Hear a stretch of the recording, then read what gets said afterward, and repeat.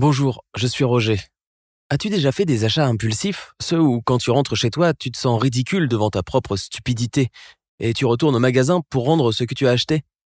Le truc c'est que moi, je me suis récemment acheté une copine, en quelque sorte. Non, je ne suis pas millionnaire ni rien. Et ma famille d'origine est assez ordinaire en termes de revenus car mon père est menuisier et ma mère est illustratrice.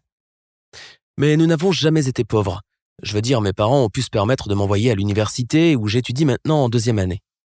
Tu pourrais me demander où j'ai trouvé de l'argent pour une copine, et je vais te le dire. Quand j'avais 14 ans, papa et moi sommes allés en ville pour faire les courses et j'ai vu une voiture vraiment géniale. C'était une Aston Martin, et c'était l'un des derniers modèles. Et quand j'ai entendu le soupir de mon père, qui, je me suis dit, indiquait ses propres rêves non réalisés, j'ai décidé que quand je serai grand, je ferai tout mon possible pour offrir à mes parents une vie meilleure. Comme première étape, j'ai commencé à chercher toutes les façons de gagner 1 euro quand c'était possible, et j'ai économisé tout l'argent que je faisais. Au début, j'étais assistant dans un magasin de fleurs tenu par notre voisin. Puis j'ai travaillé à temps partiel au lave-auto et comme concierge dans l'un des cafés du coin. Et dès mon entrée à l'université, j'ai commencé à me faire de l'argent comme prof assistant. Ainsi, au moment où cette histoire s'est produite, j'ai réussi à économiser quelques milliers de dollars et j'ai tout de suite pensé à démarrer une entreprise ou à l'investir en bourse. Et c'est là que j'ai rencontré Becky. Oh, elle ressemblait à un mannequin avec son corps parfait, ses longs cheveux blonds et ses grands yeux verts.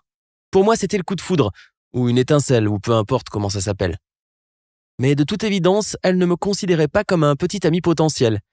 Je ne sais même pas si elle m'aurait remarqué si je ne m'étais pas démarqué lors de notre cours de macroéconomie, en rebondissant sur les questions du professeur. Quoi qu'il en soit, dès qu'elle a compris que j'étais assez intelligent, elle a commencé à être amicale avec moi. Et même si mes amis disaient qu'elle n'avait besoin de moi que pour faire ses devoirs, ça ne me dérangeait pas, parce que je pensais que cette friendzone me donnerait un jour l'occasion de l'inviter à sortir. Tu serais stupéfait si tu savais combien de fois j'ai essayé d'inviter Becky à un rencard. Mais elle avait toujours quelque chose d'important à faire. Je savais qu'une fille si spéciale méritait quelque chose de spécial, alors j'ai pensé que c'était peut-être la façon dont je l'invitais à sortir qui ne fonctionnait pas vraiment. C'est pourquoi une fois j'ai rassemblé tout le courage que j'avais et je lui ai proposé un rencard en plein milieu d'un cours en amphi. J'ai promis de rendre sa vie un conte de fées si elle disait oui. Les gens autour de nous ont commencé à ricaner et à me huer. Et le prof m'a promis d'arranger un conte de fées personnel sous la forme d'un questionnaire sur son cours.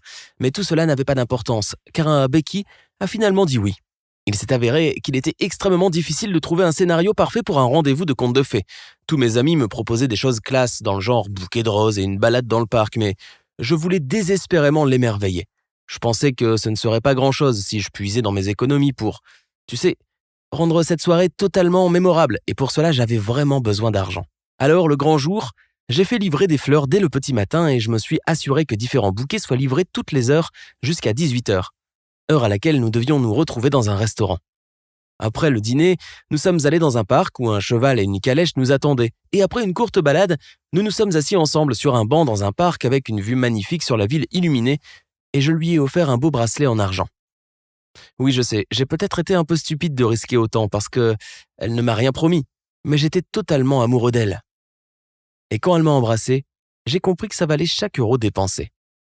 Bien sûr, depuis ce rencard, nous nous sommes devenus un vrai couple, et j'ai entendu à plusieurs reprises pendant la semaine d'autres filles parler de cette nuit-là, ce qui signifiait que Becky avait tellement aimé notre rendez-vous galant qu'elle a continué à se vanter à tout le monde de mon romantisme. J'étais totalement heureux avec elle et je sentais que j'avais des ailes, que je pouvais voler. Il n'y avait qu'une seule chose qui ne me dérangeait pas au début, mais qui commençait à devenir très suspecte. Becky n'arrêtait pas d'exiger des cadeaux et des surprises de ma part. Et même si je savais que toutes les filles aiment vivre ce genre de choses de temps en temps, je n'ai pas pu m'empêcher de penser que ma petite amie était en fait une personne assez matérialiste. Je vais t'expliquer un peu. Un jour, Becky n'arrêtait pas de me laisser entendre qu'elle avait vraiment besoin d'une belle robe onéreuse qui était en solde, mais qu'elle n'avait pas assez d'argent et ainsi de suite. Alors je l'ai achetée pour elle. Au cours des 2 jours qui ont suivi, elle m'a demandé de l'accompagner pour aller chercher un cadeau pour son amie qui fêtait bientôt son anniversaire. Et au passage, elle a trouvé de jolies chaussures assorties à cette robe que j'avais achetée plus tôt. Alors, je les ai aussi achetées, ainsi que ce stupide cadeau pour sa copine. 1 mois après le début de notre relation, elle a dit que c'était notre premier anniversaire et ainsi de suite. Alors, tu sais, j'ai encore dû dépenser de l'argent. Oui, je sais, j'aurais dû lui en parler. C'est juste que je l'aimais. Et je n'arrivais pas à lui résister quand elle commençait à faire la moue et utiliser un langage de bébé. Quoi qu'il en soit, les vacances de printemps sont arrivées et je voulais vraiment rendre visite à ma famille dans ma ville natale. J'en ai parlé à Becky Et elle m'a vraiment surprise en me disant qu'elle voulait aussi venir, pour être présentée à mes parents. J'ai donc acheté 2 billets au lieu d'un et j'ai appelé maman pour lui dire que je ne viendrais pas seule. J'ai vu à quel point Becky était nerveuse et anxieuse dans l'avion, et elle n'arrêtait pas de demander ce qu'elle devait faire pour plaire à ma mère et quel sujet mon père aimait discuter, et des choses comme ça. Et quand nous sommes arrivés chez moi, j'ai remarqué que mes parents se préparaient aussi, en quelque sorte, à nous divertir. Tout était étincelant et les fleurs fraîches étaient partout, et j'avais soudain l'impression que je pourrais devenir une famille avec Becky un jour. Et j'ai même vu dans ma tête une photo de la façon dont nous allions venir ici chaque Noël. Mais tu sais ce qui était étrange ? Becky semblait surprise par ce qu'elle voyait, je veux dire, la maison et mes parents. Mais pas dans le bon sens. Dès qu'elle est entrée dans la maison, il m'a semblé qu'elle avait une expression de dégoût sur son visage, comme si quelque chose sentait mauvais. Et quand ma mère l'a embrassée en lui disant que c'était agréable de la rencontrer, elle a à peine souri et n'a rien dit. Elle est restée silencieuse pendant tout le dîner et n'a pratiquement rien mangé, même si tout était vraiment délicieux. Et j'ai vu que ma mère avait passé des heures à préparer tout le repas. Et puis Becky a simplement dit qu'elle devait retourner à l'université et a quitté la table. Le lendemain, elle m'a demandé de la déposer à l'aéroport. Tout le monde était si confus, surtout moi, si l'on tient compte du fait que c'est elle qui a suggéré que nous venions ici ensemble. Je me suis précipité pour lui parler, et même si je me sentais vraiment offensé, j'ai essayé de paraître calme.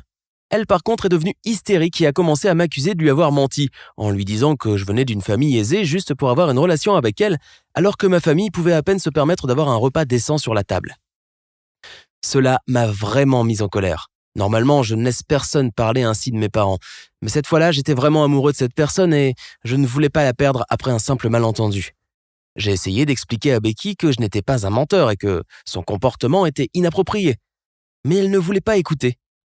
Alors elle est partie et je suis resté là, complètement à court de mots. Bien sûr, après les vacances, j'ai dû retourner à l'université, et j'étais presque sûr que Becky avait déjà parlé de ma malhonnêteté et balancé des mauvaises choses sur moi. Mais quelque chose de tout à fait opposé s'est produit le premier jour où nous nous sommes vus. Elle s'est précipitée vers moi et a commencé à s'excuser d'avoir été impolie avec mes parents, et elle a dit qu'elle regrettait ce qu'elle avait fait dès qu'elle avait quitté ma maison, et bien d'autres choses vraiment surprenantes. Honnêtement, à ce moment-là, j'ai sérieusement pensé qu'elle souffrait peut-être d'un trouble bipolaire ou quelque chose du genre, parce qu'elle se comportait vraiment comme une fille totalement différente. Cela m'a rendu heureux car j'étais toujours amoureux d'elle et elle m'avait beaucoup manqué. Plus tard dans la journée, lorsque j'ai raconté à mes potes l'incroyable changement d'attitude de Becky, ils savaient déjà que ça avait été loin d'être un voyage agréable chez mes parents. L'un d'eux, Sam, a fait une confession et après cela, tout a pris son sens. Il a avoué que, peu après le retour de Becky, il a entendu dire à ses amis des choses assez horribles sur ma famille et notre maison. En tant que bon ami, il ne pouvait pas la laisser faire et pour me protéger, il a raconté que ma famille était extrêmement riche et que ce jour-là, quand elle a vu cette maison, c'était un simple test, afin que je puisse savoir si elle était une croqueuse de diamants ou pas. À en juger par son comportement, il lui a dit qu'elle avait échoué. Je ne pouvais pas croire que c'était vrai. Cela signifiait en fait que la fille à laquelle je tenais tant avait changé d'avis non pas parce qu'elle regrettait de m'avoir largué, mais parce qu'elle pensait que j'étais riche. Cela signifiait aussi qu'au début, elle n'était pas amoureuse de moi, mais de l'argent que j'ai dépensé pour l'étonner. Sam m'a aussi dit qu'il ne voulait pas qu'elle revienne vers moi, mais il voulait juste lui donner une leçon ou quelque chose comme ça. Comme tu l'as peut-être deviné, Becky est celle qui essaie de garder notre relation intacte. En vrai, je n'ai plus d'argent pour acheter des cadeaux coûteux. J'ai dépensé la plus grande partie pendant le premier mois de notre relation. Alors maintenant, j'économise encore une fois pour réaliser mes rêves. J'aime toujours Becky, même après tout ce que je sais d'elle. J'espère juste qu'un jour, quand le moment sera venu pour moi de révéler la vérité, elle sera peut-être déjà amoureuse de moi et non de mon argent. Penses-tu que ça pourrait arriver ? Donne-moi ton opinion dans les commentaires ci-dessous et n'oublie pas de t'abonner à cette chaîne.